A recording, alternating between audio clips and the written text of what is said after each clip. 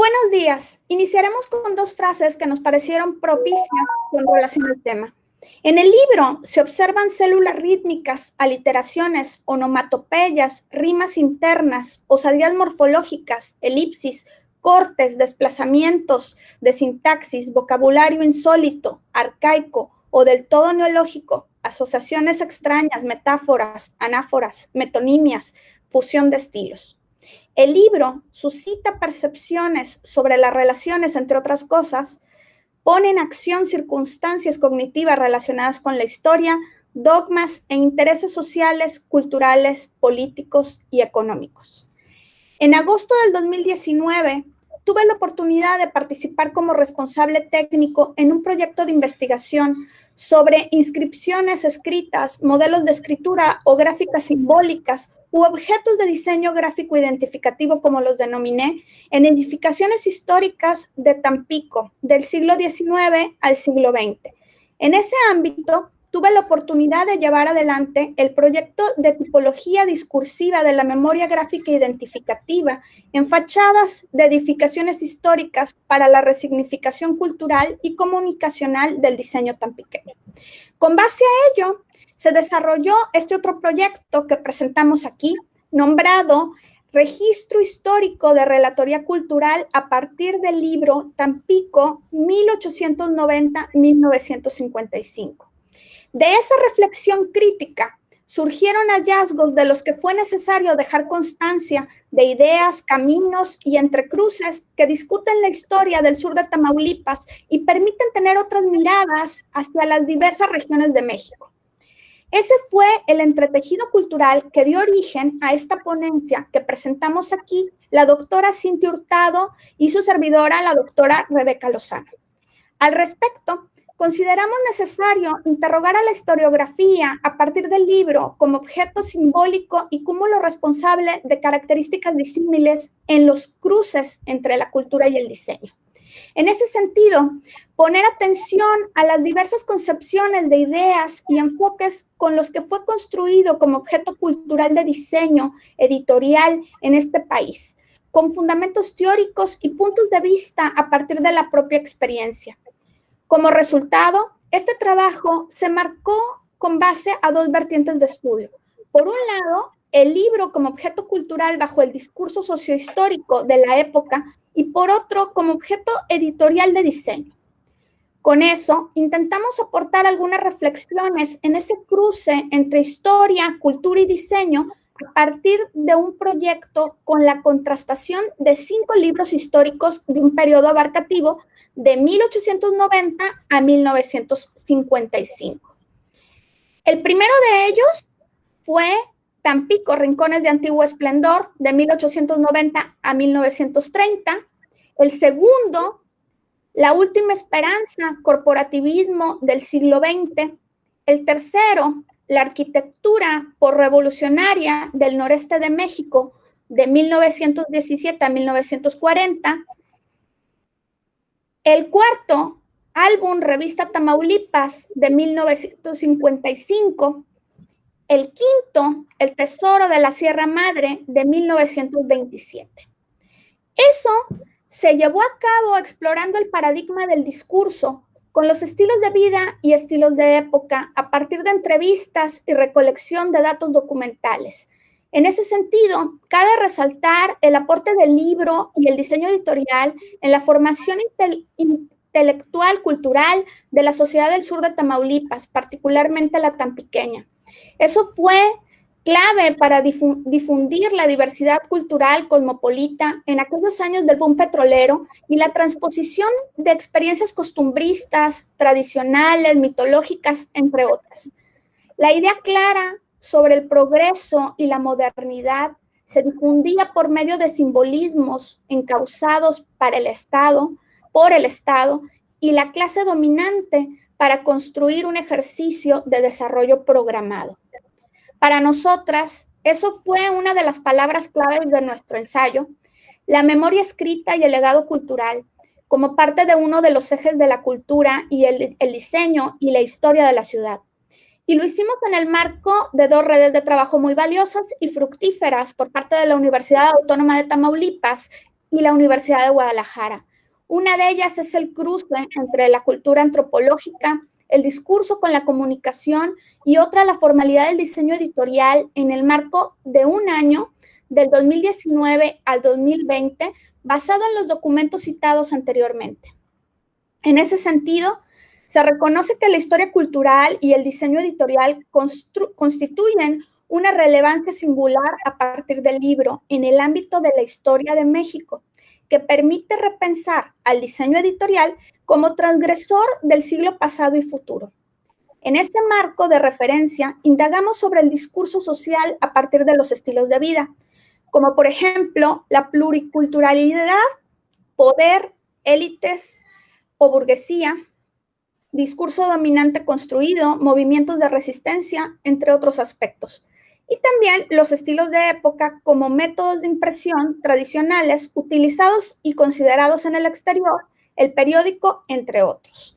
Algunos de ellos, puedo mencionarlos, son el periodismo, la imprenta o establecimientos tipográficos, álbumes, novelas, editoras, como en el caso de la revista Tamaulipas, suscripciones anuales, tarjetas postales, hegemonía extranjera, prensa obrera con matiz libertario, crónicas sindicalistas con artículos doctrinados y literatura proletaria, propaganda oficialista, el papel revolución y la tinta sepia que distinguen interiores y las pastas con impresión policroma, preferencia del público lector compuesto por familias de asalariados con medianos y altos ingresos económicos, facilitándolo por la industria petrolera y sectores en donde durante el tramo revolucionario pudieron ascender en la escala social, especialmente por la educación pública.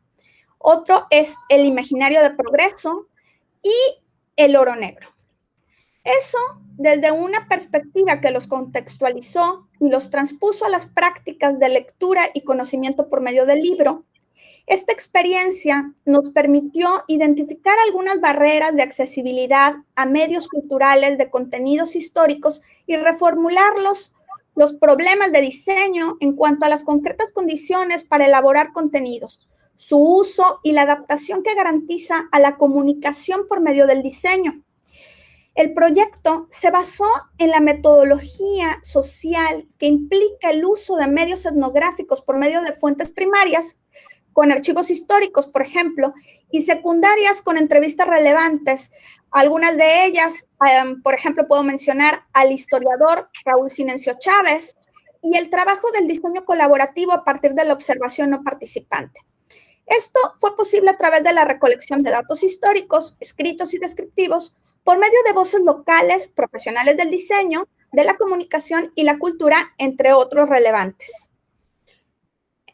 Bien, con la aproximación desde la comunicación hasta las ciencias sociales, teniendo como eje al diseño gráfico editorial, se analizaron las formaciones discursivas que se realizaron a partir del reconocimiento de un sistema discontinuo en el espacio, donde se desplegaron objetos y se transformaron. Las relaciones características resultantes permitieron individualizar el conjunto mediante un término categórico con similitudes y diferencias en niveles de análisis textual con relación a las huellas que se encontraron en los objetos culturales del diseño editorial, o sea, los libros. De manera inductiva, se obtuvieron datos en lo temático con referencia a los textos y en lo retórico a la organización de esos textos descriptivamente, y finalmente en lo enunciativo a la riqueza de la tensión social. Se concuerda en este sentido con el autor Van Dijk, 2020, quien habla del discurso social que parte de dos factores. El primero, las prácticas sociales discursivas, y el segundo, la cognición, actitudes o ideologías del discurso público. Por ejemplo, normas y valores, igualdad, justicia, progreso y modernidad. En ese sentido, el modelo mental como representación de una experiencia concreta, como su historia, se manifiesta en forma de libertad dentro de lo ocurrido. Por ejemplo, en torno a la época porfiriana, el auge petrolero en Tampico, la explotación petrolera o decadencia en la zona de esa ciudad, entre otros aspectos que se pueden nombrar de acuerdo con la lectura discursiva social y política de los libros revisados. De ahí que se describa también si existieron represiones cognitivas en esa época por desigualdad social manifestada en el contenido de lectura de los libros, pero también de su difusión y el fácil acceso o no a ellos.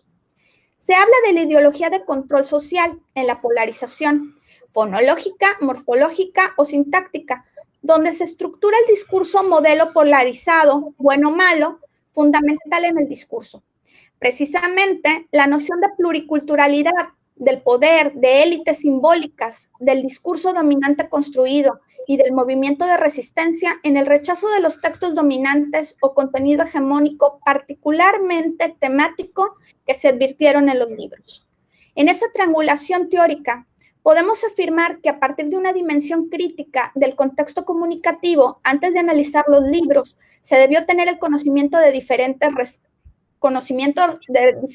respecto de quién habló, con qué identidad, para quién, dónde, cuándo, para qué, con qué motivo, por ejemplo. Los detalles, estructuras metafóricas y estilísticas, llámese formalidad e informalidad de estilos, contenido, identidad, contexto comunicativo, fueron aspectos fundamentales para comprender el discurso social en este estudio. También se advierte la segregación en libros de uno u otro idioma, por ejemplo, así como el derecho del Estado para promover una clasificación de libros sobre diversas temáticas. Las comunicaciones retóricas que enfatizaron cuestiones de poder en el contexto textual de los libros por medio de frases que fueron analizadas. Ahí se externaron argumentos como parte del colonialismo, hegemonía, entre paréntesis, como una noción política y de historia de México. La manera de analizar la supremacía arquitectónica extranjera por sobre la local, las repeticiones textuales o frases discursivas, la hegemonía o el colonialismo sistémico en la sociedad de Tampico, con estrategias discursivas para el control social por medio de objetos impresos, entre ellos los libros, y edificados, entre ellos la arquitectura.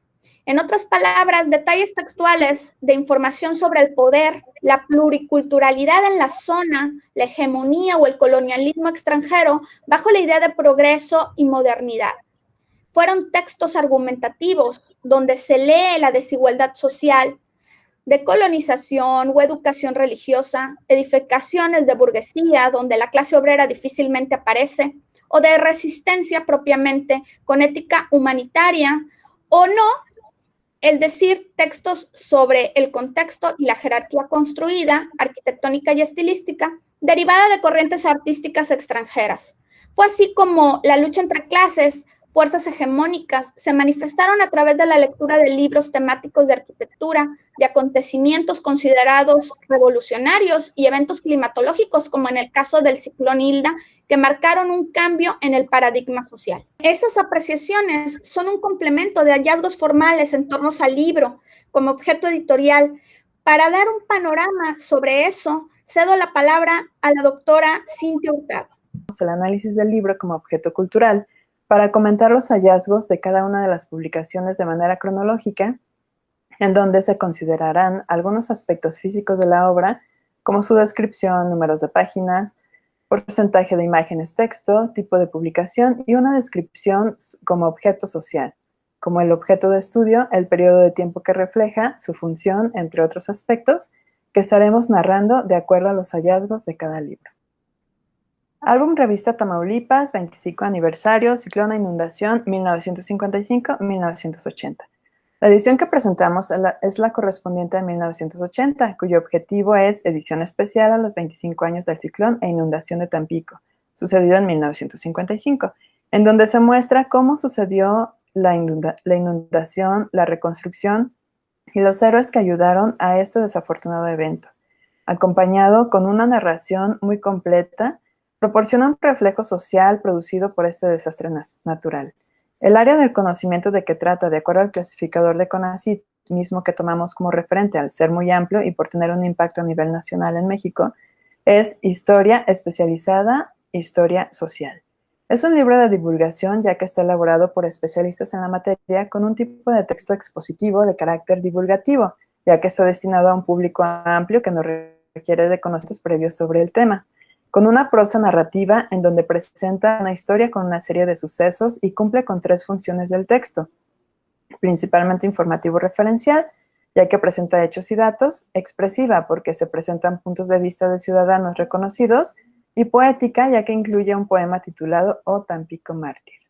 El responsable de su publicación es la editora Revista Tamaulipas, que de acuerdo a la entrevista realizada con el historiador Raúl Sinesio Chávez, dice que quiere identificarse a la parte que prepara el volumen señalado y poseedora a sí mismo de los derechos respectivos. El álbum Ciclón e Inundación sobre el ciclón Hilda de 1955 y su impacto en la zona tampiqueña suma 3 ediciones, la original en 2 tomos que corresponde a 1955, la segunda es de 1980, que es la que estamos viendo, y la tercera y última, circulada en 1990 por el 35 aniversario del ciclón. La Tuada Martínez fallece en 2004 a los 81 años y concluye la revista que él creó en su momento. La publicación que analizamos cuenta con 112 páginas, cuyo contenido se dispersa en una dedicatoria y 22 temas a manera de artículos, más el poema mencionado. Es interesante percibir la calidez de la publicación y la importancia que otorga a la fotografía con 448 fotografías, que representan un 80% de imágenes y un 20% de texto en general de la publicación. La fotografía es realizada por los hermanos Mayo y Enrique Álamo, sumamente relevante en este documento. Arriban en 1939 a México con la categoría de refugiados políticos, tras caer la República de España, donde Francisco Franco impone una dictadura. En suelo mexicano continúan su oficio de reporteros gráficos, prestándole servicio a numerosos periódicos y revistas, sobre todo capitalinos. Es parte de lo que vamos a ir descubriendo, vinculando la historia con el documento físico que hemos visto. Y con respecto al contenido, se aborda desde un enfoque humanitario, pero desde el periodismo, con textos breves o basados en las imágenes que tratan la tragedia de Tampico y la región, cronología y estadística del gran desastre en Tampico, algo de lo que ni se ha dicho, emocionante relato ilustrado del salvamento marino. Al utilizar un formato apaisado y una retícula de 4, 6 y 7 columnas, se proporciona un orden a la información, pero también diferentes propuestas de disposición de los elementos de la página, que en ocasiones combina las retículas para generar una mayor diversidad en el diseño.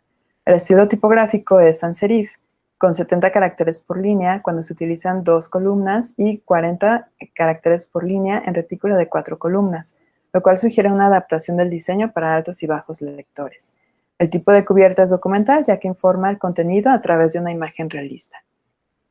Esta publicación refleja un contraste entre la recuperación de datos duros, del reflejo de una situación devastadora y la calidez humana, con los reconocimientos que se hacen a los héroes que participaron en la recuperación de Tampico o en la misma expresión del texto, para lo cual concluimos este análisis con una estrofa del poema O Tampico Mártir, realizado por Silvio Latuada.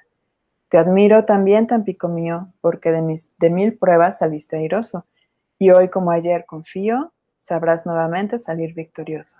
Bien sé que has percibido el peor revés, pero que no te arredrará fácilmente el resurgir de entre escombros y cieno otra vez y seguir siendo puerto floreciente. Bien, continuamos con el libro La Última Esperanza. Fue publicado en 2009 con el objetivo de reflejar diferentes aspectos socioculturales de Tampico de 1839 a 1984, iniciando por el PAN y su industrialización, el sindicalismo y cómo los trabajadores tampiqueños fueron un factor clave en el movimiento obrero nacional y de esta manera proporciona una visión de momentos históricos en Tampico. El área de conocimiento también es historia especializada, pero enfocada a la historia social. Bajo el formato de un libro de divulgación, utiliza un tipo de texto narrativo, ya que representa una sucesión de hechos que implica un contexto, la descripción de situaciones, como el nacimiento de las panaderías y la diversidad de panes que se producían. Y de esta manera, ¿de qué manera inició el sindicalismo? Proporcionando un panorama de la situación que se vivía a través de una prosa narrativa con una función de la escritura informativo referencial por la presentación de hechos. Sobre esta publicación no se conoce mucho sobre la historia de su creación o cuáles fueron los otros números que formaron parte de colecciones del puerto, bajo un estilo sencillo con una retícula de manuscrito y el acompañamiento solamente del folio en cada página. Su sencillez contrasta con los 10 capítulos que conforman esta publicación. Solamente cuenta con 11 imágenes muy discretas que por lo regular se colocan al final de cada capítulo y en muy pocas ocasiones al inicio. De esta manera, el diseño da una jerarquía al texto por sobre las imágenes, es decir, a la palabra sobre los distractores figurativos, obteniendo un 5% de imágenes sobre un 95% de texto. El tipo de cubierta también es documental, pero del tipo que solamente considera el texto para informar sobre el contenido del libro. Con una retícula de manuscrito de 67 caracteres por línea, se enfoca a altos lectores. Se puede considerar como un libro que desde la subjetividad del autor presenta los hechos que fueron conformando la historia con hechos y describiendo al Tampico o al tampiqueño como lo representó en su momento. Por ejemplo, como menciona al iniciar el tema del sindicalismo, página 13 que estamos viendo, dice, es interesante resaltar que los trabajadores tampiqueños fueron factor importante en el movimiento obrero nacional, en cada una de sus facetas, desde la batalla del Ébano con los llamados batallones rojos, incorporados al movimiento revolucionario durante todo el ciclo de estabilización de las instituciones mexicanas e incluso en la fase de su marginación a finales del siglo XX. Bien, continuaremos con la arquitectura posrevolucionaria del noreste de México, 1917-1940. Fue publicada en 2015 por el Centro de Documentación y Archivo Histórico de la Universidad Autónoma de Nuevo León, con el objetivo de mostrar la arquitectura de 3 estados, Coahuila, Nuevo León y Tamaulipas, y le dedica un capítulo a la arquitectura posrevolucionaria del noreste de México, otro específicamente a un edificio emblemático de cada estado, que en el caso de Tamaulipas elige la Casa Fernández de Tampico, dedicando otro capítulo al auge constructivo posrevolucionario de Tampico, y finalmente presenta un catálogo de la arquitectura posrevolucionaria con 30 fotografías y el registro de 40 edificaciones de diferentes lugares de Tamaulipas. El área de conocimiento que abarca es historia especializada enfocada en arquitectura. Esta publicación se presenta en un formato oblongo con una introducción y 9 capítulos. Es un libro de divulgación con un texto descriptivo y una prosa también descriptiva, en su mayoría con un toque narrativo que permite activar el imaginario de la época, cuya función de la escritura es informativa, referencial, puesto que presenta un gran número de datos. Se refleja en el 70% de texto con un 30% de imágenes, cuya fuente principal, en cuanto a imágenes, es el álbum conmemorativo del primer centenario de la Fundación de Tampico, que de acuerdo a entrevista realizada al historiador Raúl Sinencio Chávez, dice que el álbum centenario de Tampico corresponde a 1923, conmemora el primer siglo del puerto. Lo dirige el periodista local Benjamín Berman. Además de breves notas alusivas, contiene abundantes fotografías. Las mismas reflejan la prosperidad tampiqueña marcada por la bonanza del petróleo recién concluida. Otra fuente son las postales históricas, cuya historia y contexto se torna muy interesante en palabras del mismo historiador. Inicia a partir de 1917 un periodo tampiqueño de 12 años y acrecienta este tipo de acervos. Con ellos comienzan, entre tanto, las tarjetas postales de Tampico, coloreadas algunas, comercializándose dentro y fuera del país. Es de notar que el autor de este libro reconoce la importancia de la arquitectura desarrollada en los 3 estados mencionados, pero pone especial cuidado en Tampico, que en una retícula de manuscrito y 80 caracteres por línea en estilo sans serif, proporciona sencillez en el texto y contextualiza dando algunos datos interesantes que humanizan la importancia de la arquitectura de Tampico. Como ejemplo, en la cita que vemos de la página 27 que dice, en una postal titulada Tampico, Residencia Calle Miradores, fechada el 7 de mayo de 1933, enviada desde el puerto mexicano a Chelles, Francia, a 18 kilómetros al oriente de París, por un carioso Roger Seguin a su hija, Mademoiselle André, posiblemente una niña a quien Seguin llamaba juguetonamente Gijoli. Se observa una ariosa perspectiva de la Casa Fernández ubicada en el centro de Tampico. Ciertamente no era extraordinario que el remitente de la postal se encontrara en el puerto en la primavera de 1933. En ese entonces, Las favorables circunstancias económicas de la ciudad portuaria atraían a una ingente cantidad de nacionales y extranjeros para desarrollar actividades lucrativas ligadas directa o indirectamente a la delirante industria petrolera. Es una manera muy cercana, muy cálida de hacer referencia a una postal. Seguimos con Tampico, rincones de antiguo esplendor, edificaciones históricas, 1890 y 1930. Es una publicación de 2016 cuyo objetivo es recuperar el legado arquitectónico de Tampico, considerando a la arquitectura como producto de circunstancias políticas, económicas e ideológicas, presentando una selección representativa del patrimonio arquitectónico del puerto. El área de conocimiento es historia especializada con enfoque arquitectónico. En sus 216 páginas, en un formato apaisado, presenta 311 fotografías y de vez en cuando un poco de texto con 175 caracteres por línea, lo cual hace suponer que el enfoque principal son las imágenes, que en ocasiones son rebasadas, ya que llegan al límite del sustrato de este libro con un 90% de imágenes y un 10% de texto en estilo sans serif. Al parecer, solo contempla una retícula de manuscrito, ya que no se pudo identificar un patrón para la disposición de las imágenes, lo cual hace que el libro se vea un poco informal, pero con una riqueza histórico-visual invaluable. Aunque el texto no es muy descriptivo, las imágenes sí lo son, y nos hacen identificar lo que sucede y percibir cómo era la actividad en el periodo de tiempo referenciado, situación que confirma que es un libro de divulgación con texto y prosa descriptiva, y la función de la escritura informativo-referencial, lo cual es evidente en el siguiente texto, en la página 190 que estamos viendo en pantalla. Camino del Comercio en su cruce con Espartá, cerca de 1920. Rústicas casas de madera y modestas construcciones se avienen con imponentes multifamiliares ante la explosiva demanda de vivienda, lo cual nos da una idea de qué es lo que se vivía en ese momento. Seguimos con el libro El Tesoro de Sierra Madre. Su primera edición data de 1927, pero el ejemplar que analizamos es de 2018. Se trata de una novela que narra la historia de Dobbs, un extranjero que llega a México por el puerto de Tampico, sin mencionar nunca el nombre de Tampico, aunque los historiadores así lo especifican, y hace referencia simplemente al puerto. Llega sin dinero y empieza a ver cómo sobrellevar la vida, comparte cómo era el oficio de bolero, describe una atmósfera precaria en donde la clase social baja buscaba un lugar en donde dormir, explicando la situación en un hotel que, a pesar de no tener para nada de ser lujoso, mantiene respeto por las habitaciones de las mujeres que lo habitan. De esta manera van narrando peculiaridades del puerto, generando un breve imaginario sobre cómo se vivía, haciendo referencia también al petróleo y detalles como las jaivas al borde del río.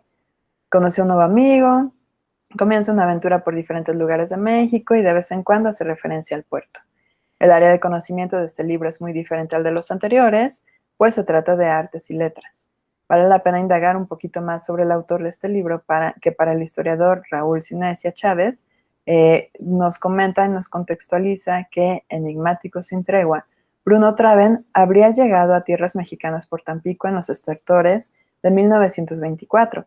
Acababa de concluir la famosa bonanza petrolera, si bien la industria correspondiente mantenía pujanza. En la urbe porteña lo contrata un consorcio extranjero del ramo de los hidrocarburos. Trata de pasar inadvertido y se vuelve inquilino de modesta casa de madera en los suburbios. Para ese entonces preparar El Tesoro de Sierra Madre, una de sus obras principales.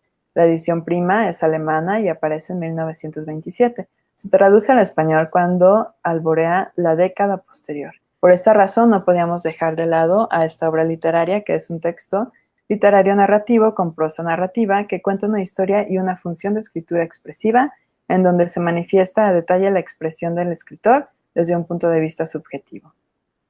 La estructura de la obra se basa en 26 secciones que, sin título y solamente con un número romano, va señalando diferentes etapas de la historia. Este texto no tiene una sola imagen y en un formato oblongo se puede leer cómodamente las 330 páginas con una retícula simple y sencilla de manuscrito con un estilo tipográfico sans serif. La portada también es de diferente tipo con respecto a la de los 4 libros anteriores, siendo expresiva ya que recurre a dibujos o a la ilustración con la finalidad de atraer a los lectores. Un ejemplo de la narrativa en la página 19 que tenemos en pantalla dice: no todo era placer en el río, pues el lecho era pantanoso y estaba plagado de jaivas enormes que solían acosar los pies de quienes se posaban en su morada, y más de un bañista temía salir con un dedo menos. Bien, como conclusiones, podemos decir que ya sea a través del texto o de las imágenes, se puede activar el imaginario para representar una época. Lo vimos con las publicaciones con un 95% de texto y un 5% de imágenes, o con el otro extremo de 90% imágenes y 10% de texto. La combinación de la función de la escritura puede hacer que el libro, como tal, se vuelva más cálido y por lo tanto estimula al imaginario, lo cual se evidencia con la publicación que no solamente es informativo referencial, que presenta hechos y datos, sino que incluye la función expresiva en donde la personalidad del escritor es evidente y la poética con algunos versos que proporcionan emotividad a uno de estos documentos. El tipo de cubierta documental proporciona una mayor precisión en detalles al ser más explícita y se correlaciona directamente con áreas de conocimiento de historia especializada, ya sea en este caso para la arquitectura o la historia social, mientras que la cubierta expresiva hace que se identifique plenamente con textos literarios como la novela analizada. En todos los casos analizados y muy a su estilo, proporcionan un imaginario de Tampico que procura reflejar una época, una situación, una experiencia. La historia del contexto de las editoriales e imprentas en Tampico nos ayuda a identificar la problemática para la elaboración de publicaciones y lo referente a los fotógrafos ayuda a apreciar su importancia en la captura de hechos que difícilmente podrán suceder o de detalles que podrían cambiar con el tiempo. Y bueno, ya para cerrar. Esta experiencia condujo al conocimiento de la especialización de profesionales de diseño, explorando el paradigma del discurso social y la reflexión sobre la formación del diseño y la necesidad de adoptar ese enfoque desde el inicio del proyecto. Finalmente, desde la perspectiva del libro como objeto cultural y producto editorial, salta el desafío del papel fundamental del libro, no solamente en términos de diseño, sino también en apoyo cultural, local, regional y nacional. En otras palabras, tenemos la capacidad de desarrollar el pensamiento intelectual con diversidad cultural y con compromiso al conocimiento de historia local, disfrute, participación y contribución en la lectura de las personas. Gracias. Gracias.